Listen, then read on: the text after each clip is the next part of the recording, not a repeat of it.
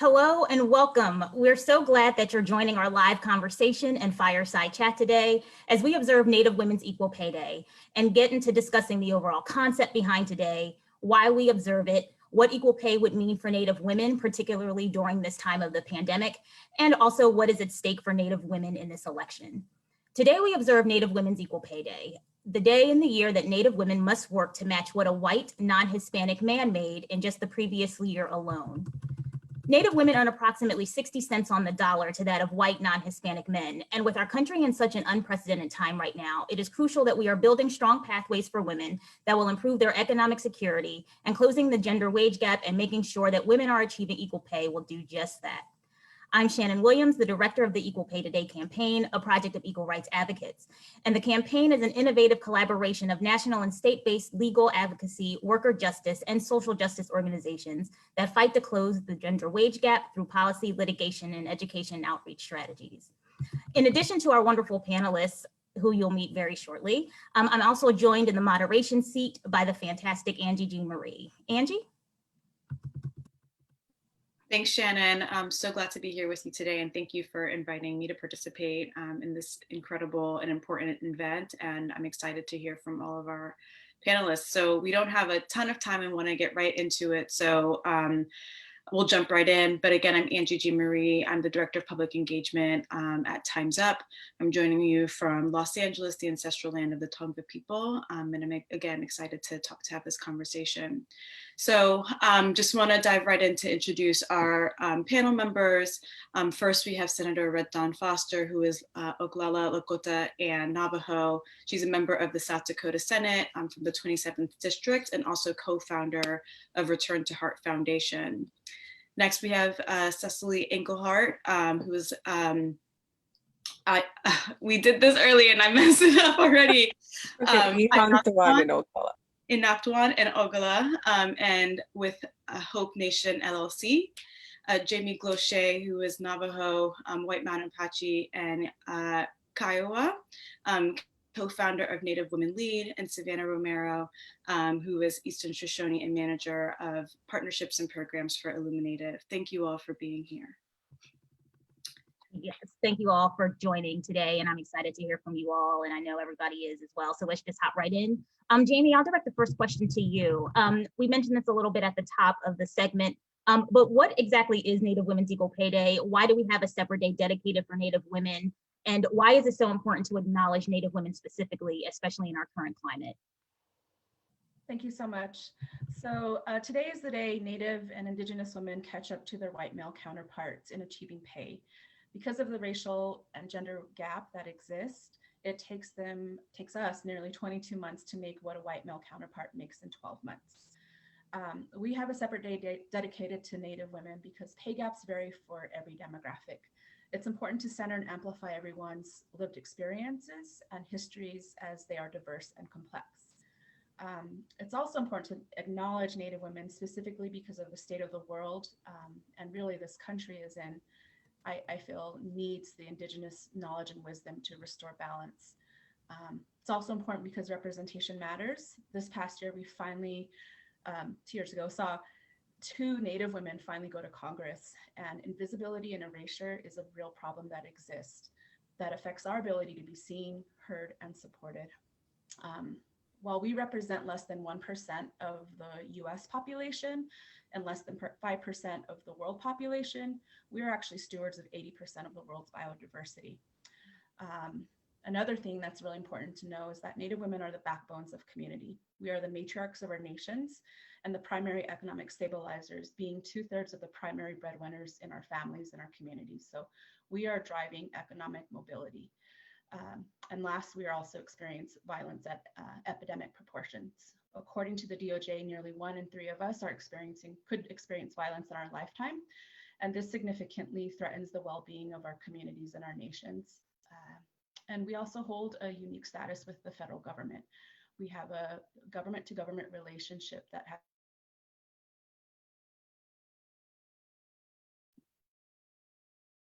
Jimmy, I think we lost your sound.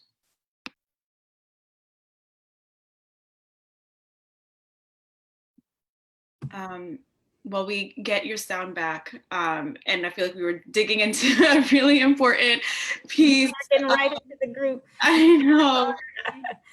I There you are. Perfect. don't know where I left off. I apologize. You were talking about the sort of status with the federal government. Yeah, we just have a unique government to government relationship with our nations that have existed for quite some time since the founding of this country. Therefore, we stand in a unique position to advocate as well as shape policy. Thank you. Absolutely, thank you. I'm gonna go over to Cecily next. Part of what Jamie was talking about is sort of the impact of all of the crises that we've been experiencing right now, and the coronavirus pandemic and economic recession have obviously had a large impact on so many of us, but especially so on folks who are already vulnerable and economically distressed. So what challenges are Native women experiencing during this pandemic, and how can achieving things like pay equity help address and solve and set us up for combating those challenges in the future? Yeah, so in preparation, I kind of wrote some notes. So if you see me glancing down, that's what's happening. But I just want to echo some of the things that Jamie mentioned, which was that 2/3 of Native women, or Native women are the breadwinners, right? So that's 2/3 of families, we have Native women as breadwinners. And that when you look at Native people across the board, the median income is roughly $54,000. And for Native women, if you look at that across the board, it's about $31,000. And so that's something just to be considering when you're thinking about 2/3 of Native women being the breadwinners. And as mentioned, we face very high rates of violence, one of the highest among any demographic. And about roughly 28% of Native women live in poverty, and with 50% being formally unemployed. A lot of us in our Native communities know we also have kind of alternative economic systems that exist, whether that's creating something to sell, beadwork, artwork, that kind of thing.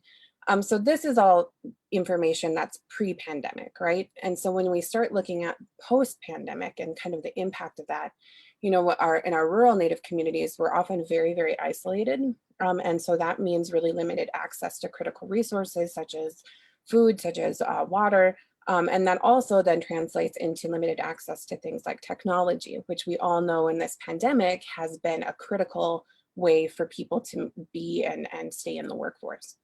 And so when we're thinking about that and the fact that you have to travel long distances just to get food, if folks are trying to go out and get food and they arrive to the store and things are wiped out, then they don't have whatever it is that they need for an extended period of time. Also, the cost of having to travel to get food or water, the cost of having to travel for health resources if your situation becomes very dire. And we've seen a large impact on Native communities from this pandemic. It's been significant, it's been disproportionate. And so in addition to that, I think one of the things that also falls on the shoulders of Native women is the massive shift in education that we've all seen. We have women who, if they're working from home digitally, they're also trying to school their children digitally, which is a whole other load of work, or they're making the difficult choice to have to send their children back to school and, be at risk. So there's a whole other level that is associated with that. That's, stress, that's mental health, that's time constraint. And then in addition to that, if they're in a place with low access to internet, then you're at risk of not having your children be considered attending school, which puts you at risk of being entered into the system. If they're saying your children are not attending school, they need to be. And in that measure, we're seeing now with the pandemic, the foster care system, people are either refusing to take kids or they're actually returning kids. So you have foster parents returning kids because they don't want to deal with the added burden of education, which is stress for Native families who have children that are in the system. And then on that note, we've seen, there was an example of a hospital in Albuquerque that actually was separating newborns from their mothers, Native mothers, because of their zip code being associated with the reservation. And they were separating them because they were concerned about the higher rates of COVID. And then the babies wouldn't be returned to their mothers until the 3-day tests showed that the mother was negative, even if they were asymptomatic. So that's very real. That's a very tangible way in which the pandemic is impacting Native women. And of course, the increasing violence that we're seeing across the board as far as domestic violence and things like that.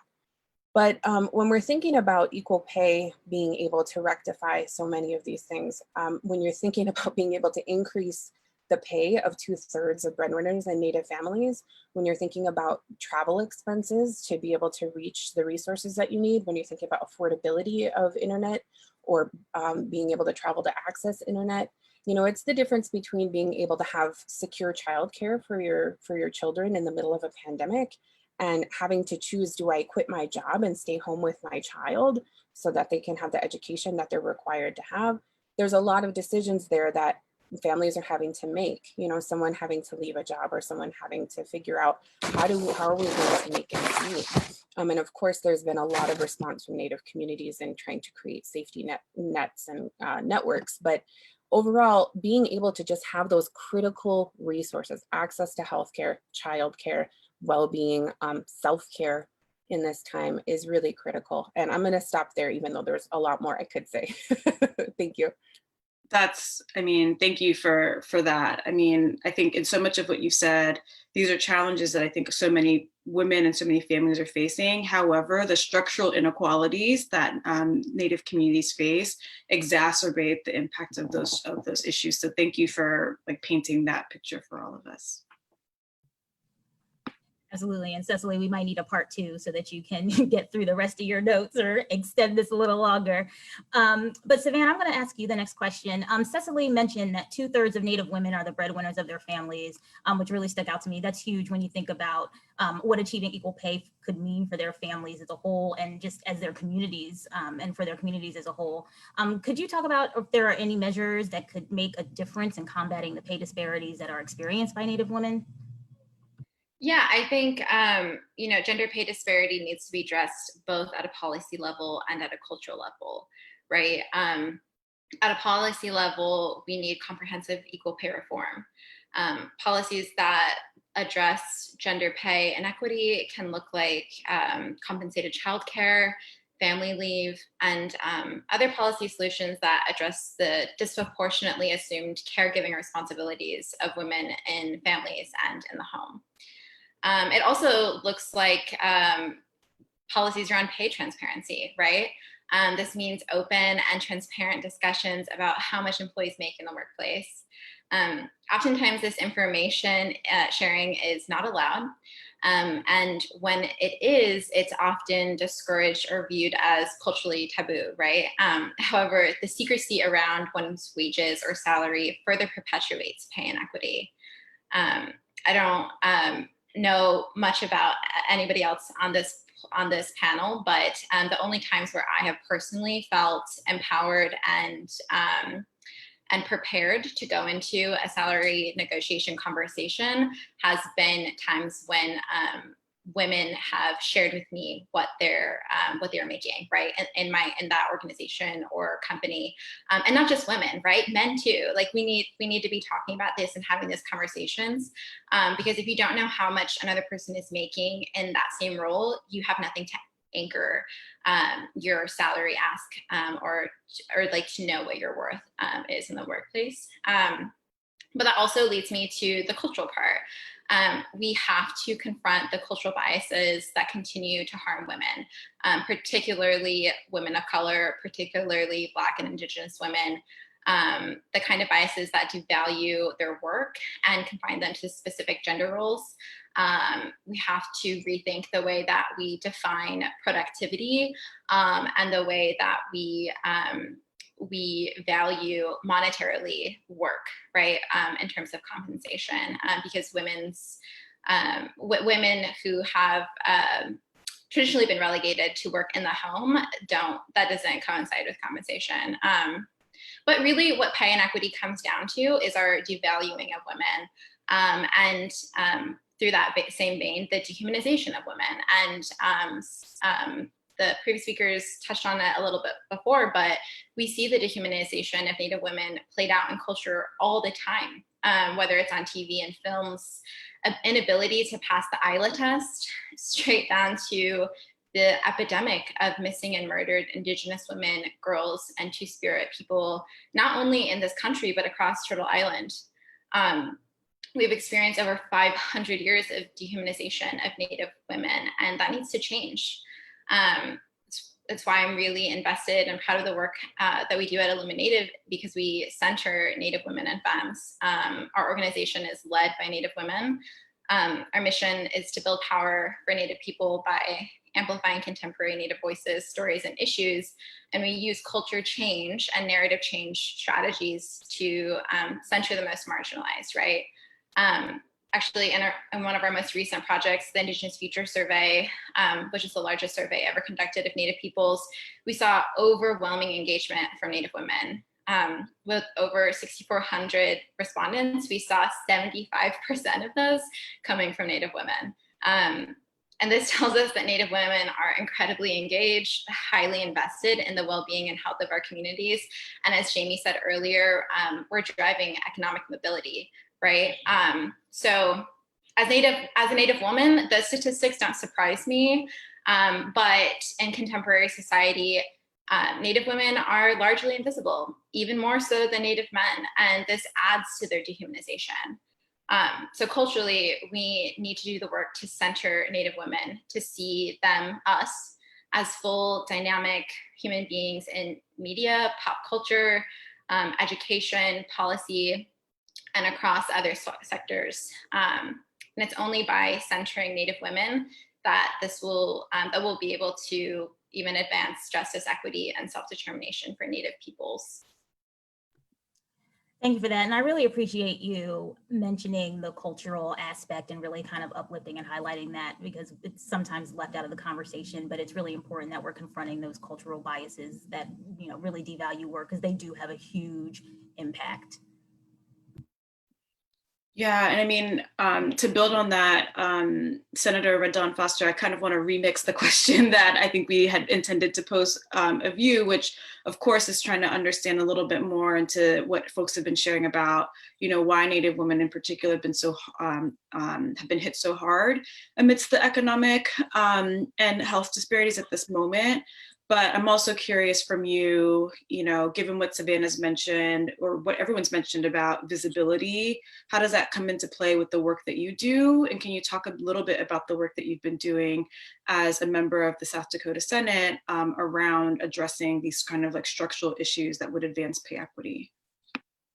Madakiafi, thank you. I want to first thank you for having this forum and elevating and amplifying just the struggles that Indigenous women are facing with this. And you know, this inequity disparity is deeply rooted in colonization that was intended to disrupt our traditional family structures in order to force assimilation. And so this pandemic, what happened is it kind of brought to light all of these inadequacies. A lot of these homes, we lack on reservations, we lack basic infrastructure. You know, they mentioned the Wi-Fi and internet, but also things like water, access to clean water. 1 in 3 homes on the Navajo Nation don't have running water, and 1 in 8 homes on the Pine Ridge Reservation also lack access to clean water.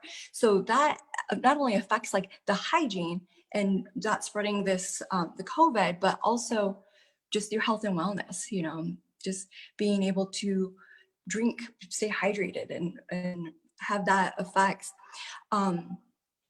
So they also spoke about how Native women are also predominantly the breadwinners. And I'd also like to address that as our income increases, so does the family responsibility that we take care of also increases. So not only do we have, because traditionally, you know, we're very communal. So as our income increases, not only do we have student loans and mortgage, but we're also usually taking care of nieces and nephews and aunts and uncles, not just our children and our grandchildren. So there's also that added financial responsibility that as our income increases that we end up having.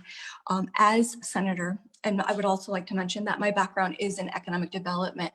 And so just trying to address some of these inequities of infrastructure, we have overcrowding, lack of access of basic things, like we have to travel almost an hour to get fresh fruits and vegetables. you see a lot of these amazing women that are on this panel that have been working to address these things, but it takes time. I mean, we're looking at 500 and most recently 100 years of just this kind of forced assimilation that really disrupted this. So it was amazing to see the community come together and really address this, and also bringing to light, like, just nationally what we've been facing. But we weren't really prepared for this, you know, like, we're still working on our food sovereignty, but we have been working towards that. And one of the things as a state legislator is not only bringing our worldview to state politics and to impact that legislation, but also internally having that impact of showing that these are our homelands, our worldview internally to our children and to our community, that we belong in state politics. We are tribal citizens, we're state citizens, and we're US citizens, and we have a certain responsibility every single way, level to that. And our deep-rooted connection to the land and the water need to be represented.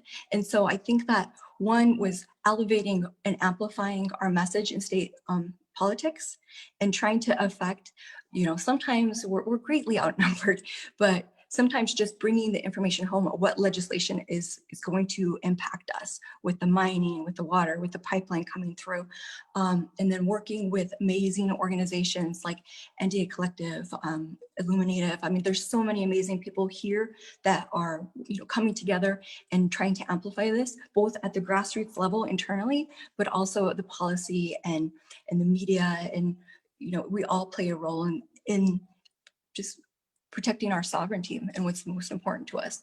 So I would say probably the most rewarding aspect of what my position holds is coming home and having our kids say, I want to be a state senator someday. I want to be a US senator someday. They saw Charisse and Deb Holland and what impact that made, and just now kind of shapes who they are in this society.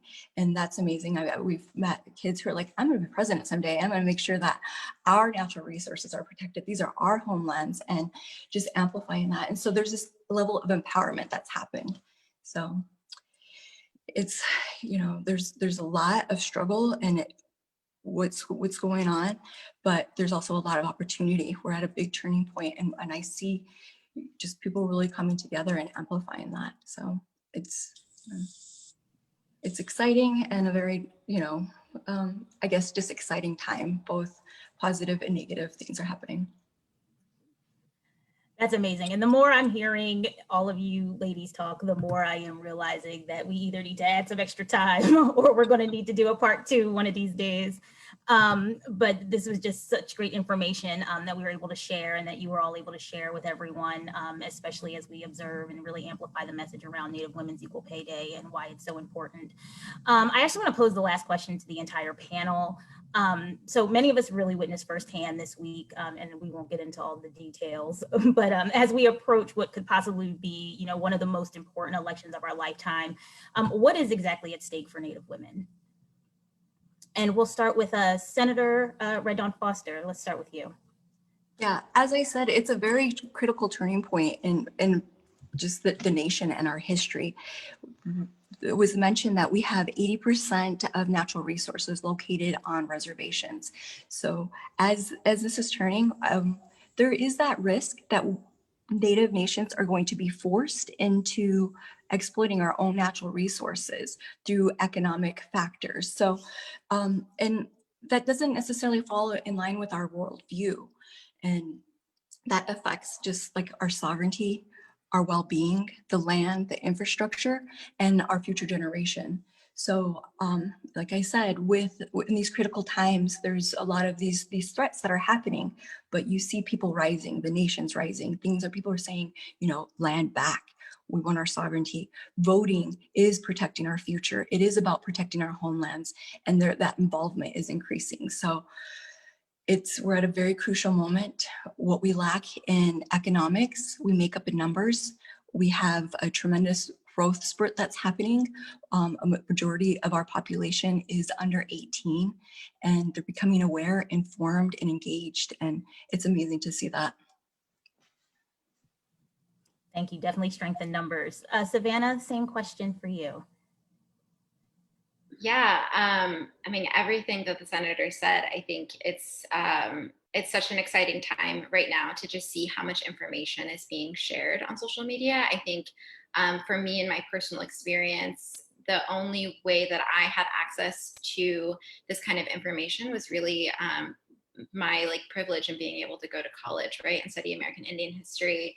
Um, and get that information. But now I'm seeing, right, because of social media and because of really this moment that has been created, the space that has been created because of the movement for Black Lives, that people are seeking out information about racial injustice, and they're imagining a world beyond the current system that we're living in, right? And I think so many people are inspired and are able to envision what that could look like right now. And because of social media, because of the internet, that information is getting shared like never before. And so I think that even though we are in this incredibly difficult time, unprecedented time, and people are suffering, there's also so much hope and space for tremendous growth and movement building and power building across Indian country and across communities of color generally in the U.S. And I just think, because of COVID-19, because of police brutality, we're seeing that like this is literally a matter of life and death, right? And the time is now, and I think a lot of people are energized and ready for that. I like that. The time is now. Cecily, how about you? What is at stake for Native women in this election? So I just wanted to mention, actually, in this conversation about us being, really policy shaped nations, right? Because we have a nation to nation status with the United States, and what happens when that gets dissolved or dismantled. So when you think about what the Trump administration did with the Mashpee Wampanoag, that when you're thinking about having your reservation be dissolved, right? Having your nation be dissolved, the possibility is there and the risk there. So I just wanted to mention that that's definitely at stake and something that I think we've all been concerned about since that happened. But then in addition to that, thinking about the increase in visibility and the increase in the sentiment that talking about race or talking about issues of injustice that are related to racial profiling or to racial discrimination are somehow unpatriotic or somehow not in the best interest of the nation as a whole. I think that's something that is really concerning and that we definitely see it being at stake and will further increase the invisibility of Native women. And Jamie was mentioning the census in our chat box, and I just wanted to mention too that is an opportunity for us to increase our visibility. That's an opportunity for us to say we are here, we are still here, because I think the rate is it's about 40% of people think that Native people no longer exist. And that's a huge, huge number. So it's important, like everyone's saying, all of the action that's happening around, changing and creating new economic systems, changing narratives, speaking up, solidarity across all of the different people who have been consistently marginalized. We are all joining together and learning to work with each other and share and figure out how do we not perpetuate things against each other that are rooted in white supremacy, right? And so I think there's, like, the other panelists have mentioned, there's a lot of hope and there's a lot of energy happening, and we have the capacity to, no matter how this election goes, we have the capacity to make significant changes, and I think that we will, whatever happens. So I'll end there. Thank you for that. And last but not least, Jamie. Thank you so much. Appreciate everybody today. Yeah, there's so much at stake right now with this current election, specifically for Indigenous people. Visibility, erasure is definitely an issue, especially with the census. This time around, the digital divide showed that people can't even respond to the census in tribal communities. Therefore, we're not having voice in that population count. Environmental protection, advocacy for our world, the health and well-being of communities, economic stability is at stake. And really, this is human rights issues that are at stake, as what we're seeing with the various movements that are happening. Also just wanted to add on with regard to policy and on the ground solutions, like there's so much opportunity to build and envision a new world, especially from an Indigenous worldview and point. You know, we come from communities and cultures that are not Western, that see equity as woven in within our culture, and see wealth in a very different way. That's not just money, it's community well-being, it's emotional well-being, and in light of COVID, we're seeing how much that has affected us. So there's definitely policy solutions that can be strengthened. For example, increasing the minimum wage, eliminating hiring barriers, providing access to affordable childcare.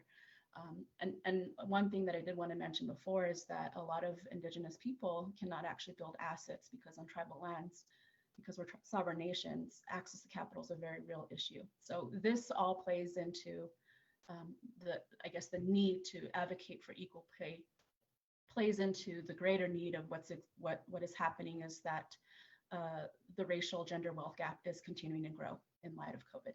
So thank you so much. Wow, we definitely need a part 2 because I feel like we really truly just scratched the surface, and I feel like what I've been struck by listening to all of you, we recognize Black Women's Equal Pay Day in August, and part of the conversation I think is being reiterated here. And it just reminds me that all of our fates are tied together, right? That the marginalization that we've all experienced is rooted in the same place, and how much we need to be standing alongside one another as sisters, as allies, as supporters, as co-conspirators in this collective fight. And I know we are, unfortunately, are going to be recognizing Latinx Women's Equal Pay Day later this month, but I'm very moved by how much solidarity and how much shared struggle there is, because there's, I think, an opportunity for us to come together and work hard together to fix these problems. So thank you all for everything that you've shared and all the work that you've been doing. And thanks to everybody who's been watching this quick but insightful and important conversation. Yeah, and I want to echo Angie's thank yous to you all. We're definitely going to have to figure out a part 2 at some point, because this was just all such valuable information, and we truly are really standing together and sisters in all of these struggles. So love that we can share and connect and talk and have a real candid conversation about what our country is experiencing right now and what we're all individually and as a unit going through. I do want to just remind everyone that there's still time to observe and uplift and raise awareness around today. So please join us all right after this conversation from 2 o'clock to 3 o'clock p.m. Eastern, 11 a.m. to 12 p.m. Pacific for a Twitter storm using the hashtags Native Women's Equal Pay and Equity for Native Women. I want to again just thank my co-moderator, Angie Jean Marie, as well as our wonderful, fabulous, talented, there's no other words and adjectives, there's just not enough to describe how fantastic you ladies all are. And just want to thank you all for joining us today, and as we continue on with the fight. Thank you so much. Bye-bye.